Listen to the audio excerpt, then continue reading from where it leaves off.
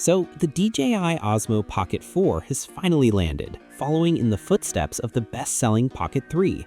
If you've been following our channel, you know we've lived and breathed the DJI Osmo Pocket 3 for the last 2 years.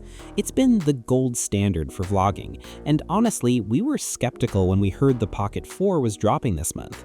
Is it a genuine leap forward, or is DJI just polishing a trophy? If you're hunting for your first vlogging camera, either model is worth a serious look. They both remain the ultimate smartphone alternative for video, combining that tiny body with stabilized 4K. If you're looking for your first gimbal cam, both are incredible, but the choice between them comes down to whether you need a reliable workhorse or a high-performance cinema tool. Let's look into the key differences and see if you should be swapping out your Pocket 3 just yet.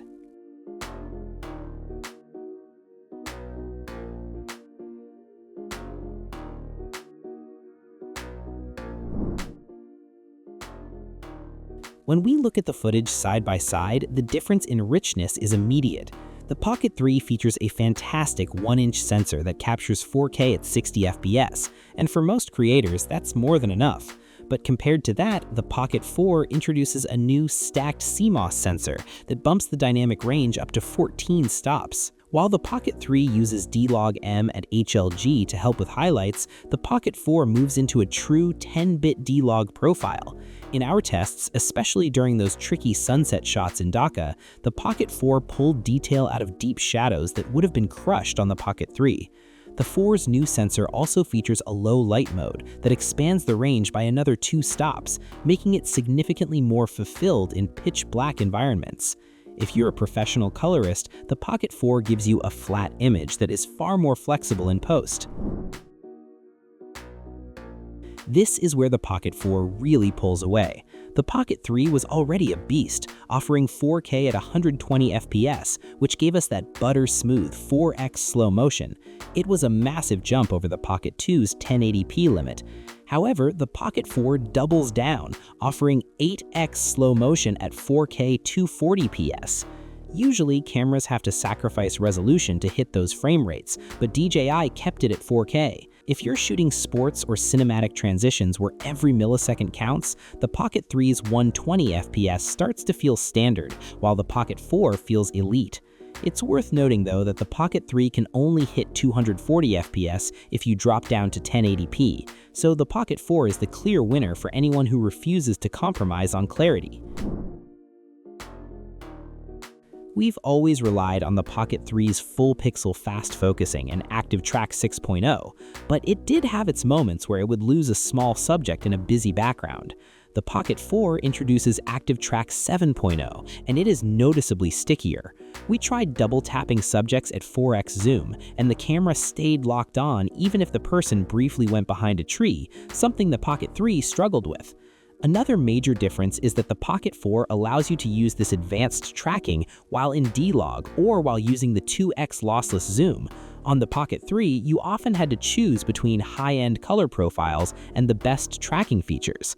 Now you can have both. For solo creators who need the camera to act as a reliable cameraman, the AI improvements in the 7.0 system offer a level of peace of mind that the 6.0 just couldn't quite reach. In terms of build, the Pocket 4 is marginally heavier, 190 grams versus 179 grams, but it adds some quality of life features that we now can't live without. The most important? 207 gigabytes of internal storage. We've all had those days where we forgot the SD card or it got corrupted. On the Pocket 3, that meant the shoot was over. On the Pocket 4, that internal memory acts as a perfect plan B. Plus, with the move to USB 3.1 and Wi-Fi 6, we were offloading footage at 800 megabytes per second, while the Pocket 3's USB 2.0 speeds felt like they were moving in slow motion by comparison. The battery life has also seen a significant boost. The Pocket 3 gave us about 166 minutes of 1080p recording, which was already great, but the Pocket 4 packs a larger 1545 mAh battery, pushing that runtime to 240 minutes. That's over an hour of extra shooting time.